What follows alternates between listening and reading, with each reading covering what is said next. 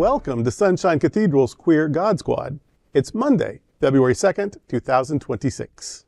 I am Bishop Darrell Watkins, the Senior Minister of the Sunshine Cathedral.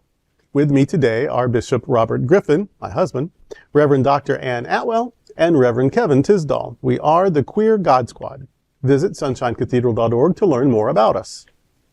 Queer God Squad was created by Hotspots Happening Out to support our mission to explore the value of faith in the LGBTQ community. There is no streaming TV show like this in the entire world. In 2026, we are celebrating the 41st anniversary of Hotspots magazine, with Queer News Tonight sharing over 11,000 stories and 11 million views so far. We are the largest nonprofit LGBTQ media organization in America, and we encourage you to support our mission to inform, entertain, and educate our community and allies. We are proud to announce that Hotspots Happening Out is a beneficiary of the Florida AIDS Walk. Funds raised will be matched dollar for dollar in support of Hotspots Happening Out HIV policy reform and educational programs, including the MSM conference. We invite you to join Team Sunshine Cathedral in this initiative. Join us on March 21st to walk in support of HIV community and along with the Sunshine Cathedral team. This is the Sunshine Cathedral Perspective. A year into Trump's second term, queer resistance refuses to fade. Molly Sprayregen for LGBTQ Nation reflects on the first year of Donald Trump's second term, contrasting the doom of 2017 with a deeper sense of resignation in 2025. She observes that while the first term felt like an anomaly, the second confirmed a sustained political movement, initially leaving many in the community feeling exhausted and beaten down. However, Sprayregen argues that the administration's ultimate goal is to destroy the opposition's resolve. To counter this, she highlights a year of, quote, queer resistance, end quote, characterized by the No Kings protest, relentless lawsuits, and the defiance of parents protecting their transgender children. She emphasizes that maintaining joy is a radical act of resistance, citing a Pittsburgh drag event where patrons continued to celebrate on the sidewalk even after the police raid. Invoking Mr. Rogers' advice to look for the helpers, Sprayregen explains that the January 2026 issue of LGBTQ Nation is dedicated to those who refuse to surrender.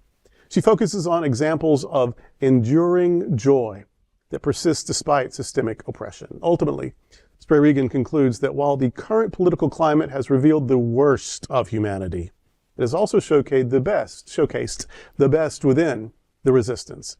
She urges the LGBTQ+ community to reject resignation and stay engaged, asserting that as long as their resolve remains intact, the fight for dignity and equality continues. The message is clear. The queer resistance lives on, fueled by solidarity and a refusal to be silenced. What comes immediately to mind is this story, that legendary story of Moses, who stands up to the world's only superpower and says, "Let my people go." The resolve, not resignation, but resolve. Speak up, stand up, march. Maybe we won't have to march for 40 years like happened in that story, but you stand up, you go to the rallies, you write the letters, you sign the petitions, you vote and you vote and you vote. And did I mention, for Christ's sake, vote? And we speak up, and that is super, super important because, what they want to do, what the plan seems to be, is to so overwhelm you and exhaust you with bad news, with scary things, with attacks, with chipping away at liberties. And so they just want you to just put your head in the sand and lock the door and close the shades and just shut up. And all we have to do is refuse to do that. To be proud of ourselves, to have joy, to love ourselves, and to bear witness to what's going on. It doesn't take a lot to say, that's wrong, I disagree with that, that's not the way it ought to be. People say, well, because I've heard this a lot, because, you're supposed to be a spiritual person and spiritual people shouldn't judge. Well, maybe I'm not as spiritual as I can live with that. Maybe you don't think I'm as spiritual as I wanted to be. I can live with your judgment. Now let me get back to speaking truth to power and telling truth and loving people who are unloved and including people who've been marginalized. Or the same thing, well, religious people shouldn't be political. Well, I don't know why you think that when the entire conservative now MAGA movement has been fueled by right-wing religious ideology. So I'm not buying you there, but still fine. Maybe you think I'm not a good religious person, but I don't care what you think. And that's the whole thing. The condemnations, the insults, the threats, the fear, the distractions, just don't fall for it. No. We're going to keep celebrating who we are, loving one another, and speaking truth to power. That's sometimes all we can do. So we're not going to give up what we can do. And so, yeah, I agree that this whole, since 2017, has shown us the ugliest part of American life. Yeah. And that has then also exposed the courage and the beauty and the integrity and the optimism and the resilience of queer people, of women, of people of color, of immigrants, regardless of documentation. And so, yeah, we've seen the ugly, but we've also seen the good in us. Don't let that light be dimmed. Don't let that song be silenced. That's our resistance. And keep it up. I can't promise that we'll win tomorrow. I can't promise that we'll win in my lifetime. But I can promise that we will feel better about ourselves if we do what we can. And one day, the good does win out. Every legend, that's the point of it. From that yeah, there's bad times, but good ultimately prevails. We're the good. Mm-hmm. And one of the things that makes you feel good, at least in my experience, is being with your community, being with people who bring you joy and who recognize who you are. So when the police raided a Pittsburgh drag event, they continued the celebration. They said, you know what? Enough. We're going to stay here. We're going to celebrate. We're going to be in community. And that can bring support and joy, even in the darkest of times. That was a Stonewall moment. Yes, it was. I think this is the moment where we learn the difference between a New Year's resolution versus a new resolve. Yes. Resolution can be what they are, but when we are resolved to do something, we're resolved to be the voice, to be the hands, to be the eyes for those who are not able to be it takes on a whole new meaning about what it means to be in the fight. And I think when we are reminded about these kind of stories, that we can be resolved, that we're in this for the long haul. Presidents come and go, legacies may reign, but our resolve to do good, to do justice, and to be kind outlives all of that. A couple of weeks ago, we celebrated Martin Luther King Jr.'s birthday. And in that celebration, we at our church do a day of community involvement. We go out into this community and we do some things. One of the things we do is clean up our facilities. That's what we all have to do at some point. We have to be ready to go out and clean up somebody else's mess. And right now, the United States is a mess. And there is so much cleaning up that needs to be done. We can't hide behind anything, because eventually those that want to harm us are going to find us where we're hiding and will continue to harm us.